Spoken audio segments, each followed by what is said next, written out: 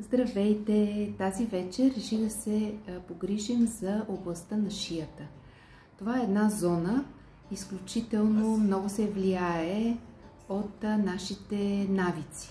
Това как спим, дали по гръб или настрани, как гледаме телефона, колко време стоим пред телевизора, дали сме седнали, легнали и много други причини. Така че тя изисква специално внимание. Днес ще ви дам 3 техники, с които да подобрим състоянието на кожата. Използваме масло, крем. Аз в случая ще си сложа шипково масло, за да използвам ползите на това безценно масло, тъй като е и вечер.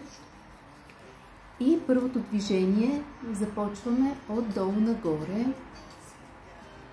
С него стимулираме естествено производството на колаген.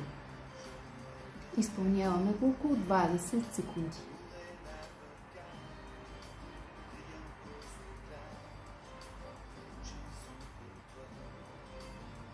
Следващото движение е потупване. Ето по този начин. Може и с 2 ръце. Стягаме областта от брадичката. Отново 20 на секунди. И третото движение, ето такова потупване, отдолу нагоре и обратно. С това движение подобряваме кръвообращението в тази зона, насищаме клетките с кислород, повече хранителни вещества достигат до повърхността на кожата и се подобрява състоянието, изглажда се, става по-хидратирана, по-блестяща.